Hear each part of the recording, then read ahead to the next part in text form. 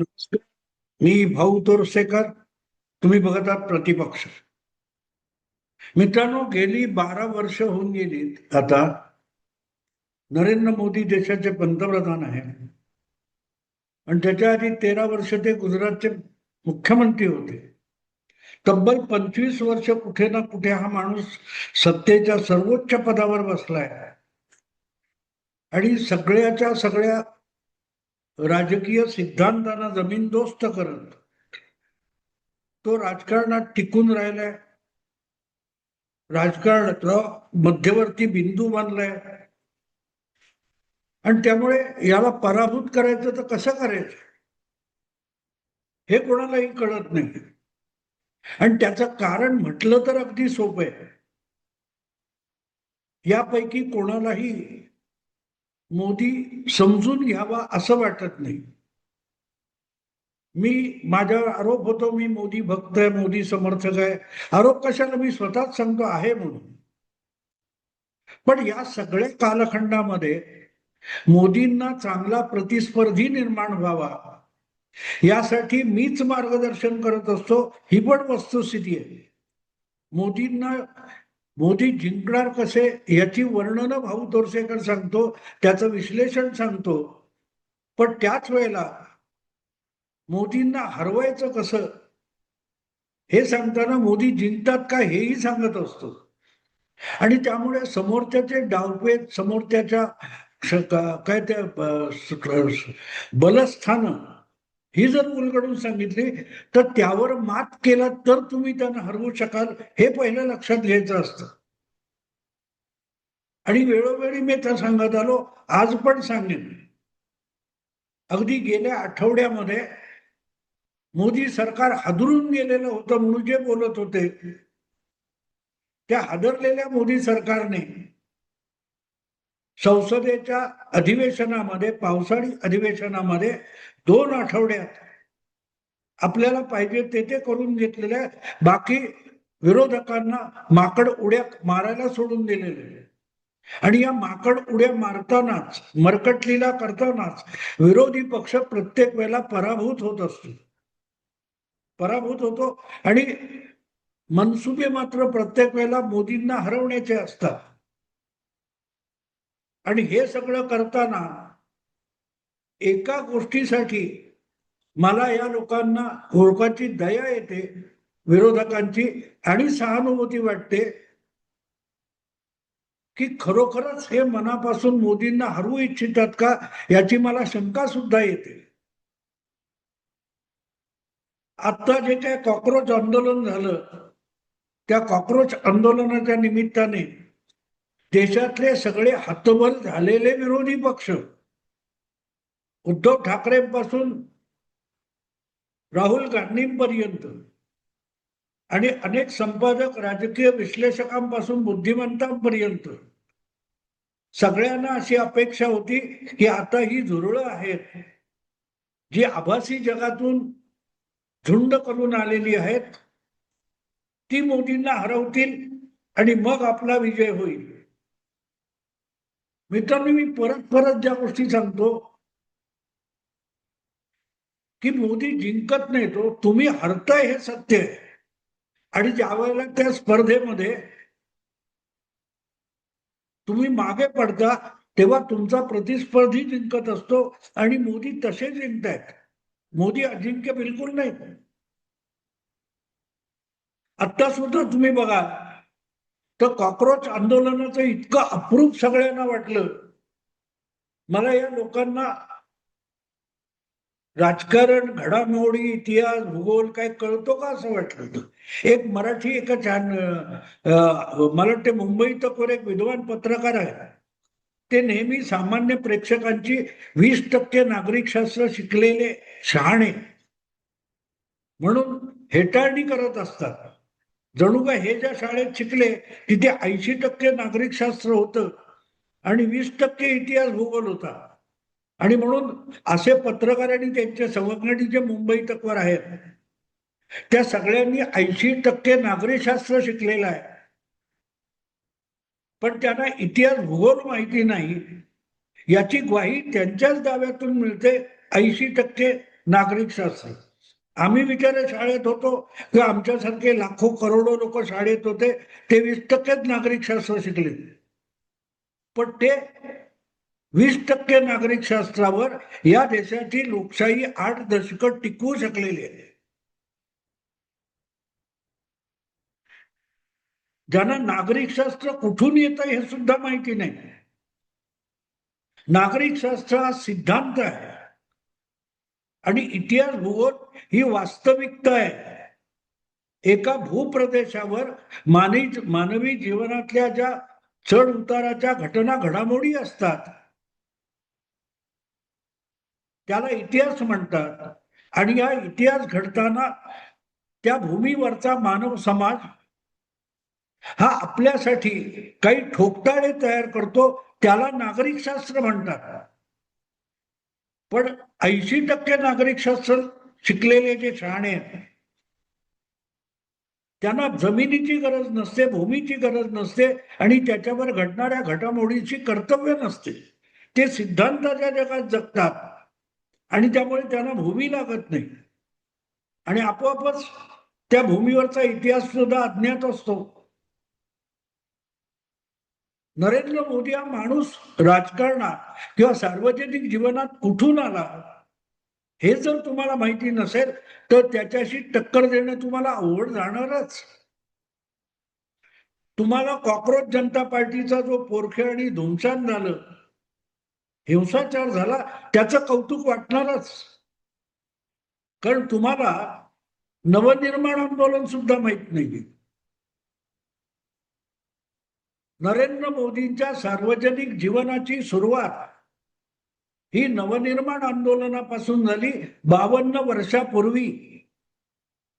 1974 साली ज्यावेळेला देशात इंदिराजी पंतप्रधान होत्या आणि गुजरातमध्ये त्यांच्याच पक्षाचं चिमणभाई पटेल सरकार होतं, त्यावेळेला एका शाळा किंवा एका कॉलेज किंवा विद्यापीठाच्या विद्यार्थी वसतिगृहामध्ये कॅन्टीनमध्ये खाद्यपदार्थांची जी गडबड झाली होती त्यातून विद्यार्थी रस्त्यावर आले होते आणि बघता बघता ते आंदोलन इतकं पेटत गेलं की त्या आंदोलनाने शेवटी चिमणभाई पटेल सरकारचा बळी घेतला होता.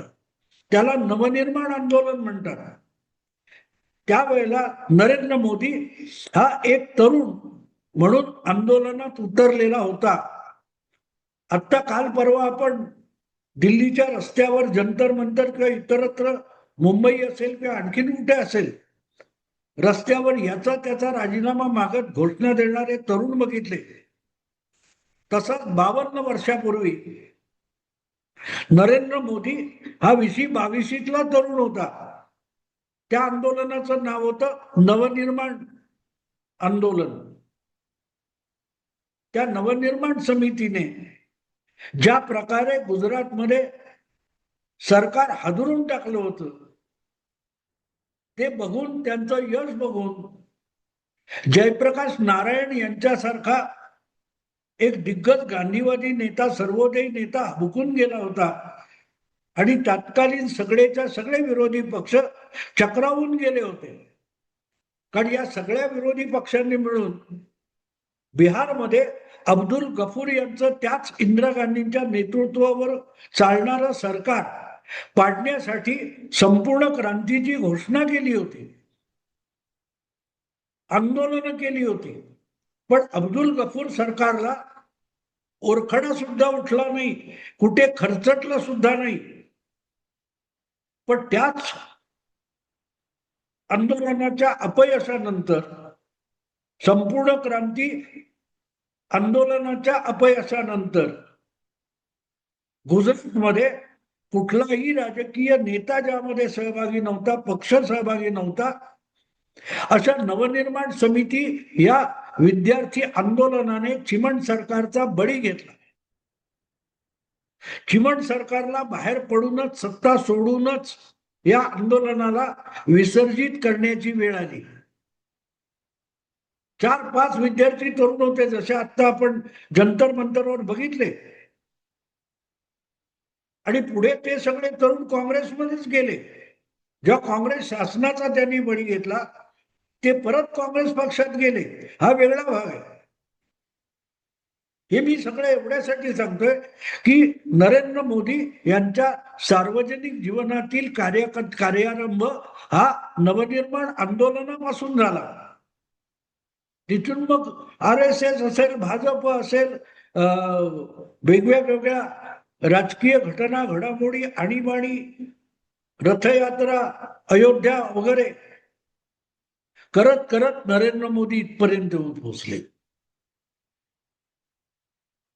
आज ज्याला कॉक्रोच आंदोलन म्हणतात ना, तितकंच नवनिर्माण आंदोलन सुद्धा विस्कळीत होतं आणि बिगर राजकीय नेतृत्वाचं होतं. पण त्या विद्यार्थी नेत्यांनी आपल्या आंदोलनामध्ये राजकीय पक्षांना ढवळाढवळ करू दिली नव्हती, त्याचा फायदा घेऊ दिला नव्हता. पण तो फायदा अल्टिमेटली नंतरच्या विधानसभा निवडणुकीत विरोधी पक्षांच्या आघाडीला मिळालं. त्यामध्ये एक होता जनसंघ म्हणजे पूर्वाश्रमीचा भाजप, दुसरा होता समाजवादी पक्ष, तिसरा होता इंदिरा गांधींपासून वेगळा झालेला काँग्रेसचा संघटना काँग्रेस पक्ष. आणि या सगळ्यांच्या जनता आघाडीने पुढच्या निवडणुकीत काँग्रेसला पराभूत केलं होतं. आणि इतक्यापर्यंत पाडी गेली की इंदिराजींना अवघ्या 1.5 वर्षामध्ये देशात आणीबाणी लादण्याची वेळ आली, विरोधकांची सरकार बरखास्त करण्याची वेळ आली. हा सगळा इतिहास आहे. पण सांगण्याचा हेतू आहे की या सगळ्या दिव्यातून अग्निपरीक्षा देत देत नरेंद्र मोदी नावाच्या एका राजकीय कार्यकर्त्याची जडणघडण झाली. त्या आंदोलनाचा इतिहास तुम्ही बघायला जाल तर त्यामध्ये तुम्हाला कुठेही नरेंद्र मोदी हे नाव सापडणार सुद्धा नाही. मोदी त्या गर्दीतला एक कार्यकर्ता होता. आज तो देशाचा पंतप्रधान आहे, सर्वोच्च पदी बसलेला आहे. ज्या इंदिराजींच्या हुकुमशाही प्रवृत्तीच्या विरोधात त्या कालखंडामध्ये देशव्यापी राजकारण धुमाकूळ घालत होतं, त्यातला एक सामान्य कार्यकर्ता होता ज्याचं नाव नरेंद्र मोदी होतं, जो विद्यार्थी चळवळीतला एक कार्यकर्ता होता, त्याच वेळेला राष्ट्रीय स्वयंसेवक संघाचा प्रचारक म्हणून सुद्धा काम करत होता. आणि पुढे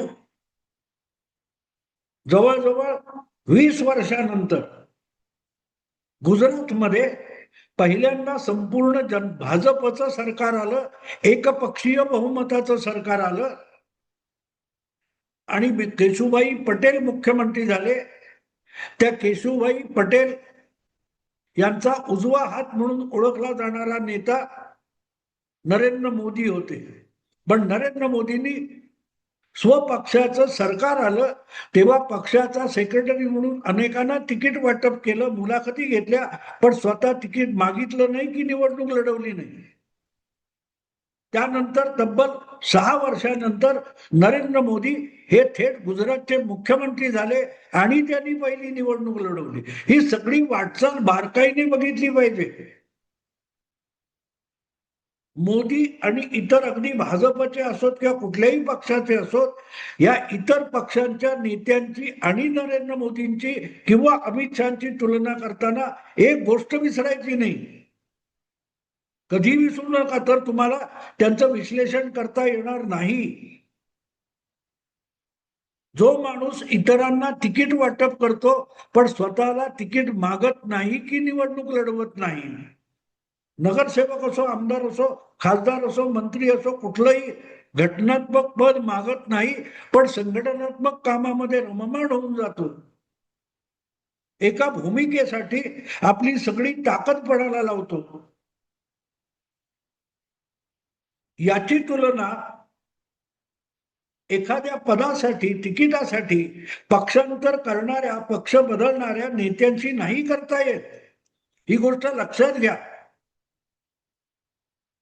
एकनाथ खडसे असतील की यशवंत सिन्हा असतील, हे सुद्धा भाजपचे, पण त्यांची तुलना नरेंद्र मोदीशी होऊ शकत नाही. कारण हे लोक सत्तेसाठी, सत्ता पदासाठी आणि तिकिटासाठी पक्ष बदलू शकतात. तिकीट देणं आपल्या हातात असताना, अधिकार पद देणं आपल्या हातात असताना, जो माणूस पद घेत नाही किंवा मागत नाही, अशा माणसाशी इतर नेत्यांची तुलना होऊ शकत नाही. आणि इथेच विरोधी पक्ष मोदींशी लढायला तोकडे पडतात. सत्तेचा हव्यास असलेले आणि सत्तेविषयी इतका आस्था नसलेले हे दोन गट असतात. अनेकदा सांगितलं जातं ना, भाजपमध्ये बाहेरच्या लोकांची खूप भरती झालेली आहे आणि त्यामुळे भाजपसाठी वर्षानुवर्ष काम केलेली माणसं मागे पडली आहेत. भाजपचे मूळ कार्यकर्ते 40-50 वर्ष पक्षाचं काम करून सुद्धा वंचित राहिलेले आहेत. पण ते वंचित राहिलेले बहुतांश लोक मूळ भाजपवाले पक्ष सोडत नाहीत. हा फरक लक्षात घेण्यासारखा आहे. लक्षात घेण्यासारखा आहे तो फरक. आणि तिथे मग त्या कार्यकर्त्याशी तुमचा सत्ता लोलूप कार्यकर्ता कितपत लढणार याची गोष्ट लक्षात घ्या. हा फरक मोठा आहे, तो लक्षात घ्यावा लागतो. मोदी सत्तेच्या सर्वोच्च पदावर बसले तरी सत्तेचा लोभ नसलेला तो नेता आहे. आणि सर्वोच्च पदापर्यंत जाण्याची कुवत, क्षमता, गुणवत्ता नसलेला राहुल गांधी या त्या सत्ता पदापासून दूर असतानाही त्या सत्तेचा सगळा माज आपल्याला राहुल गांधींमध्ये बघता येतो किंवा कुठल्याही काँग्रेसवाल्यामध्ये बघता येतो. हा फरक आहे. आणि म्हणून नरेंद्र मोदी यांच्याविषयी विचार करताना एक गोष्ट कधी गडबडून चालणार नाही की नवनिर्माण आंदोलनातून, विद्यार्थी आंदोलनातून, विद्यार्थ्यांच्या नाराजीतून झालेल्या उद्रेकाच्या आंदोलनातून जो माणूस सार्वजनिक जीवनात आला त्याला त्याने राजकारण, सार्वजनिक जीवन एक व्रतस्थ म्हणून स्वीकारलेलं आहे. त्याला हरवण्यासाठी तितकं व्रतस्थ, तटस्थ आणि सत्तेची आकांक्षा नसलेलं व्यक्तिमत्व हरवू शकतं. आणि असा कोणही नेता आज समोर नाहीये. 2014 मध्ये एक पक्षीय बहुमत भाजपला मिळालं. त्यामध्ये सगळ्यात मोठा हिस्सा उत्तर प्रदेशचा होता. 80 पैकी 71 जागा, 282 पैकी 71 जागा. याचा अर्थ जवळजवळ 1/4 लोकसभेचे खासदार उत्तर प्रदेशात निवडून आणले. त्याचं एक हाती श्रेय अमित शहाचं होतं. पण त्यानंतर अमित शहानी केंद्रात मंत्री होण्यापेक्षा पक्षाचा अखिल भारतीय अध्यक्ष होणं स्वीकारलं. म्हणून हे दोन नेते देशातल्या सगळ्या पक्षातल्या सगळ्या नेत्यांच्या तुलनेमध्ये वेगळे आहेत.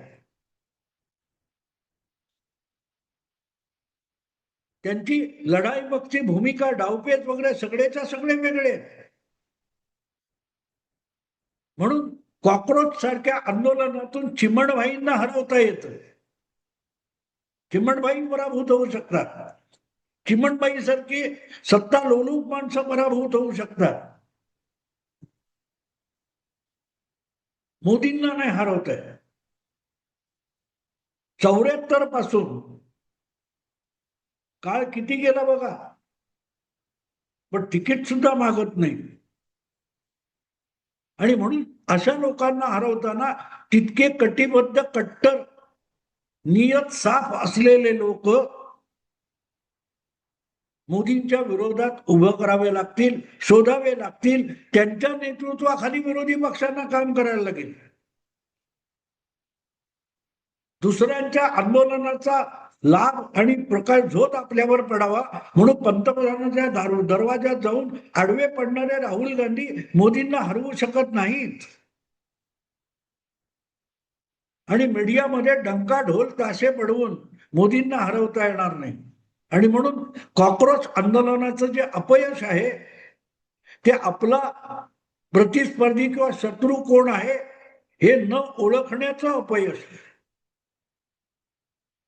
सगळी साधनं असतील पण उद्दिष्ट नसेल तर तुमचा पराभव होतो. गांधीजींच्या नावाचं गुणगान खूप होतं आपल्या देशात, पण गांधीजी समजून घेतले जात नाही. गांधीजींचं एक वचन आहे फार सुंदर, find the purpose means will follow. साधनं शोधा, सॉरी, उद्दिष्ट शोधा, साधनं आपल्या पायानी चालत येतात. हे नागरिक शास्त्रात शिकवत नाहीत, हे इतिहास आणि भूगोलातून शिकावं लागतं, ज्यातून नागरिक शास्त्राचा जन्म होतो. असो मित्रांनो, आता थांबतो. आवडलं लाईक करा, शेअर करा आणि प्रतिपक्षाला सबस्क्राईब करा. नमस्कार.